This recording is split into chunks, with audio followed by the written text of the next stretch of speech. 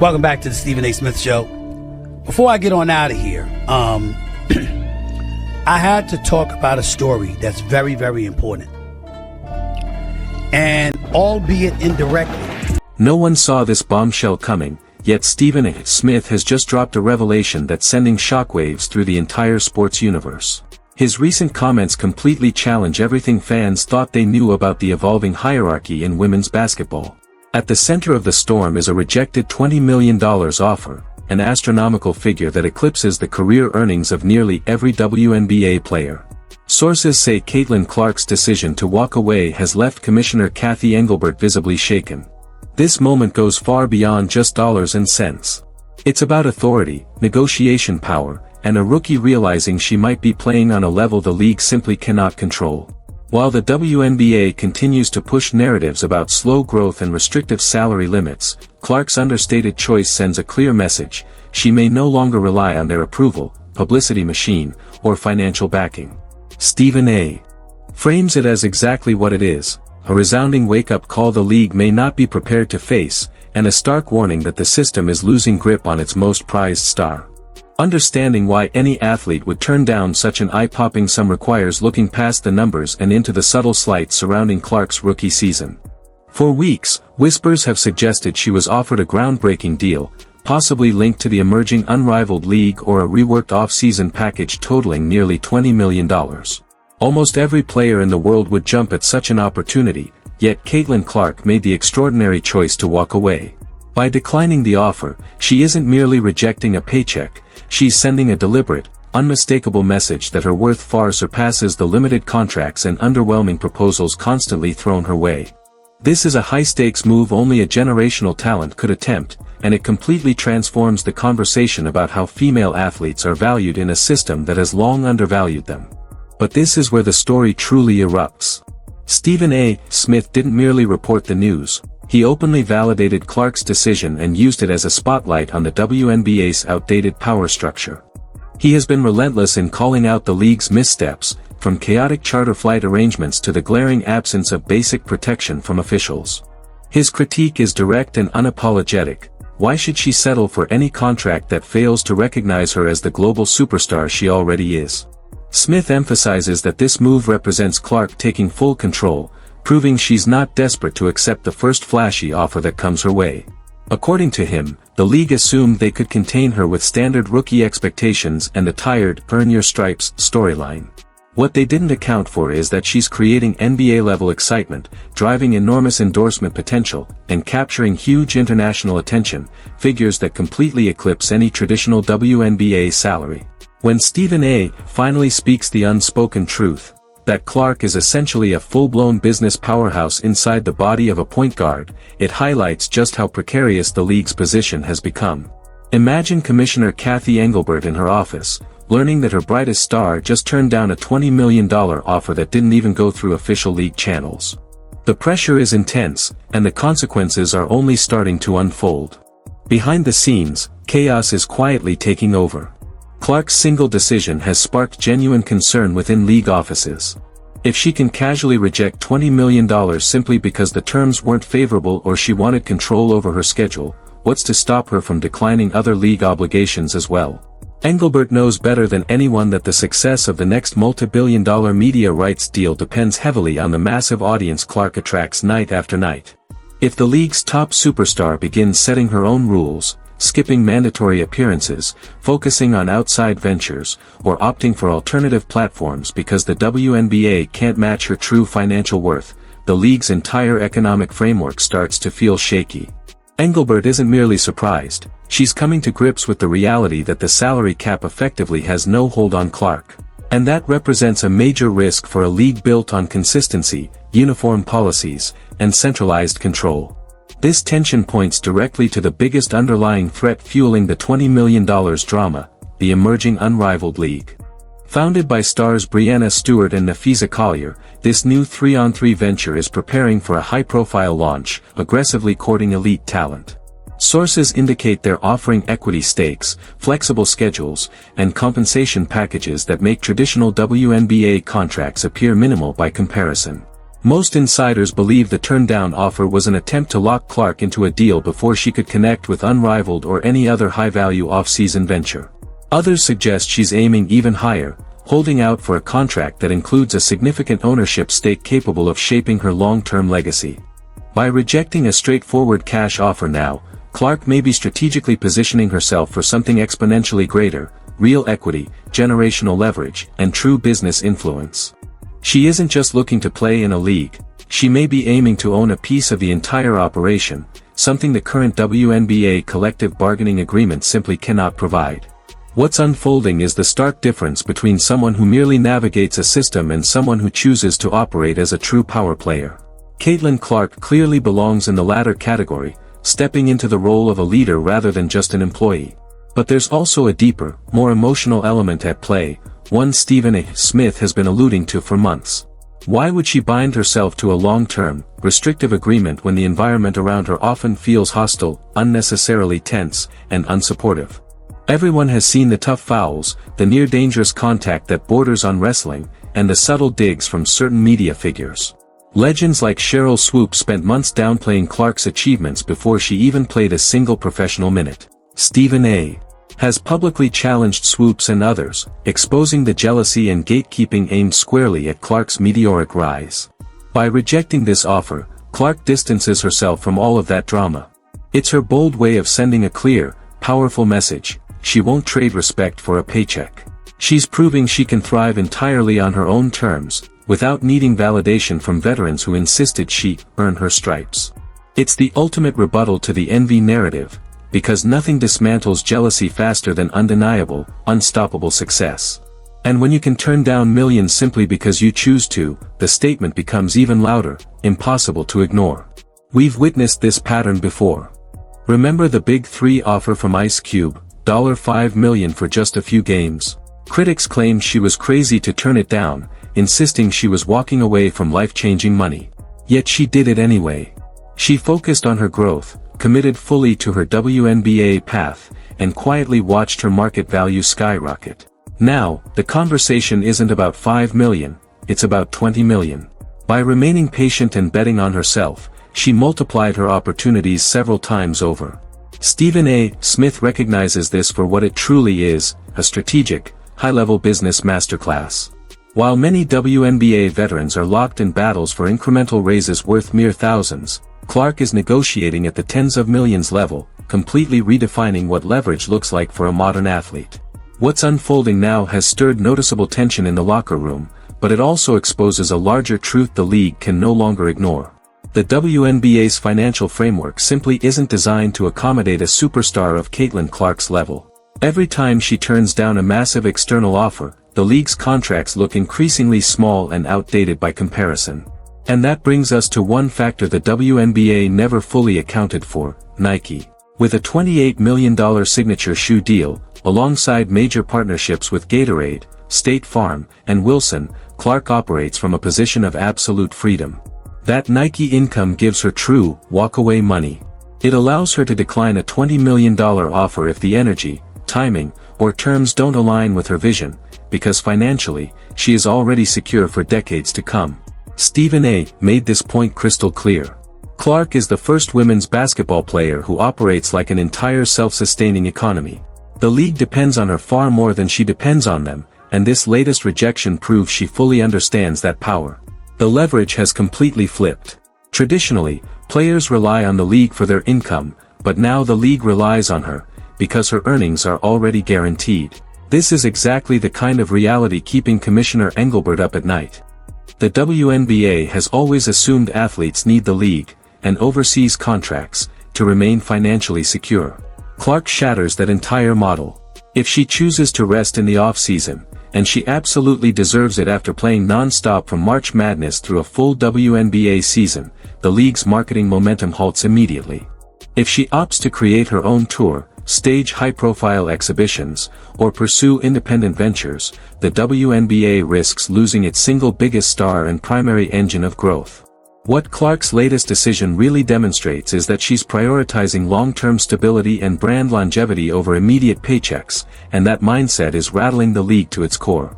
The WNBA wants to cash in on her superstar status right away, but she's playing a far smarter, slower, and more strategic game. And we cannot ignore the jealousy factor Stephen A. Smith repeatedly highlights, because he refuses to let that discussion be swept under the rug.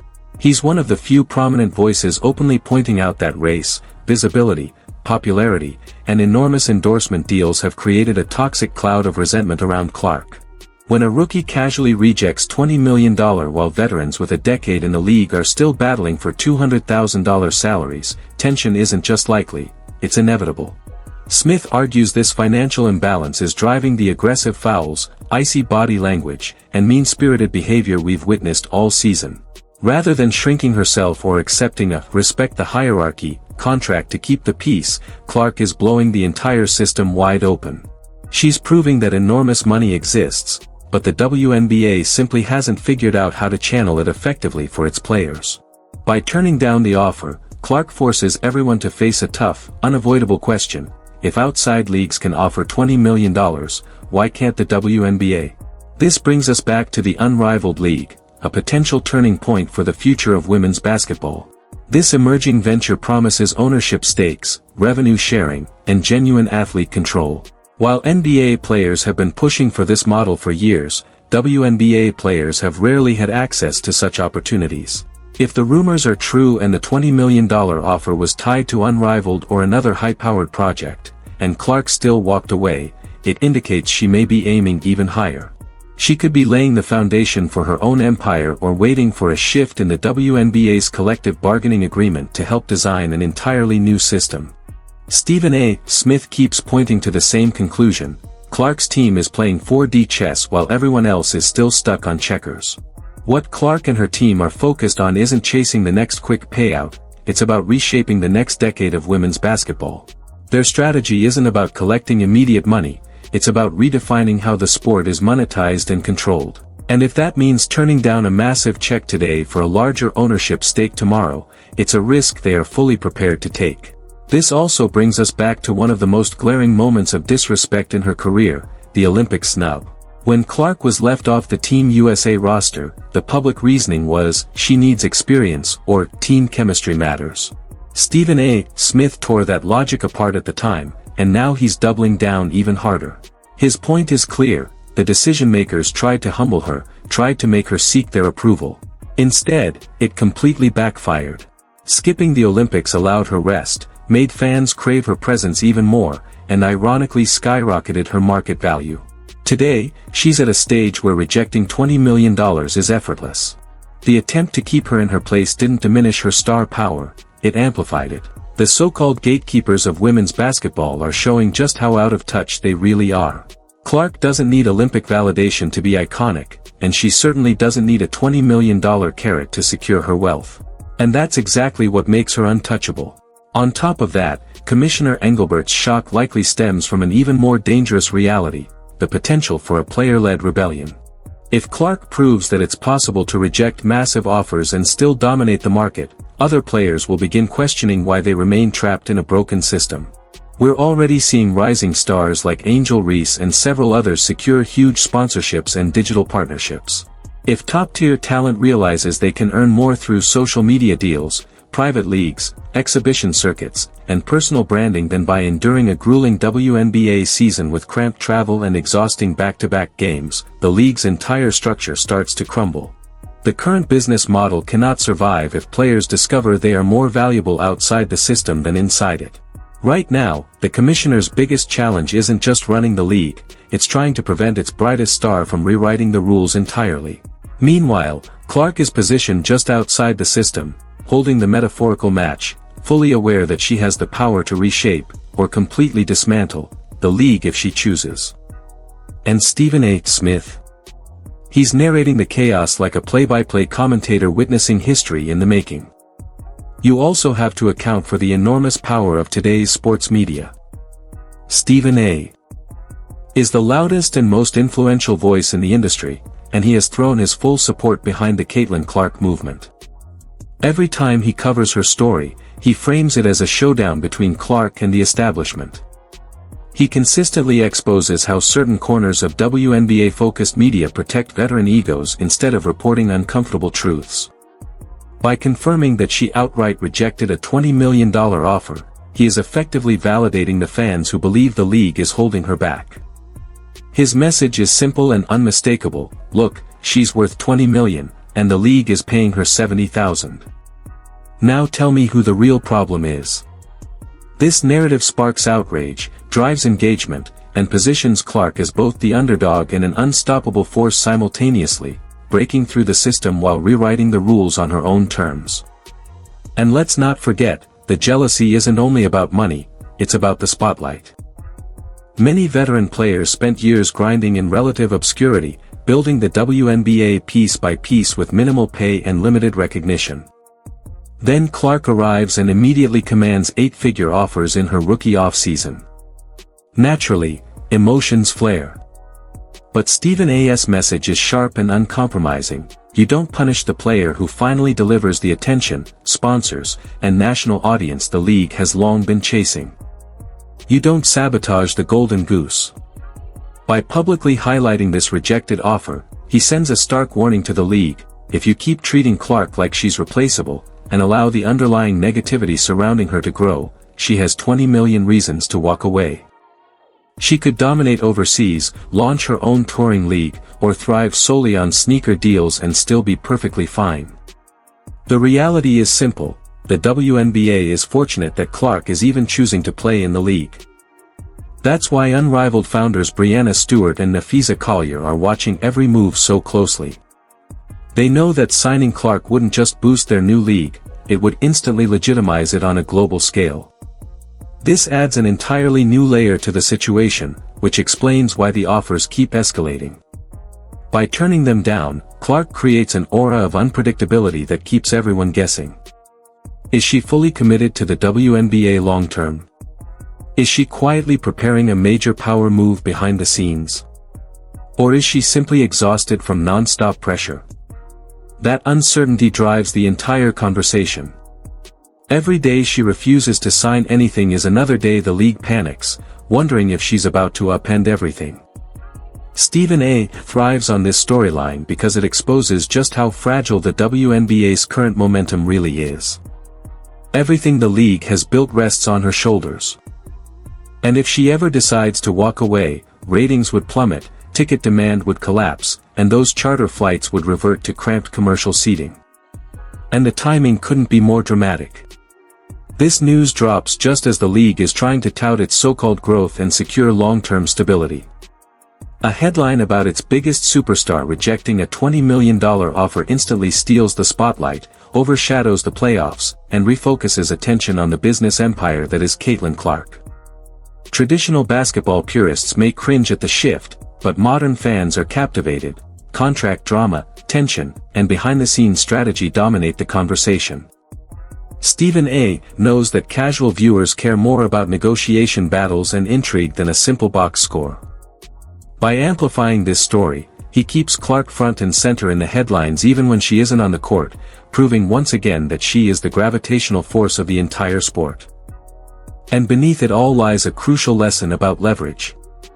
Caitlin Clark is showing exactly how to manage a career when you fully understand your worth. She refuses to be pressured into a weak deal. She refuses to let the league's limited budget shrink her vision. She moves with the poise and authority of a CEO in total control. And that, more than anything, is what Stephen A. Smith respects.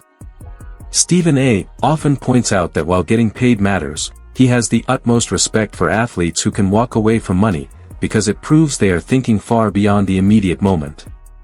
Caitlin Clark is doing exactly that. She isn't just chasing a paycheck, she's transforming the entire landscape of women's sports. By rejecting a $20 million offer, she is sending a clear message: her vision extends well beyond a single contract. Stephen A. Smith doesn't hold back, essentially saying, "I told you so," while the WNBA scrambles to react. This isn't a routine negotiation, it's a full-scale revolution. Clark is rewriting the rules, demonstrating that talent, brand power, and strategic thinking now outweigh traditional systems of league control. For the first time, the WNBA doesn't hold the leverage, and that should be a major wake-up call for the commissioner. It raises a powerful question: if she can confidently turn down $20 million today, what will happen when her rookie contract expires? We may be witnessing the beginning of a seismic shift in women's basketball, one that hands unprecedented power to the players, with one superstar leading the way. The ripple effects of this moment will be felt for years, and the league may never operate the same way again. Caitlin Clark isn't just playing basketball, she's strategically playing the long game, building her brand, her leverage, and her legacy simultaneously. If you want to stay updated on every development, insider analysis, and expert perspective about Clark's journey and the future of women's basketball, make sure to like this video, hit that subscribe button, and turn on notifications so you never miss a moment of this historic story.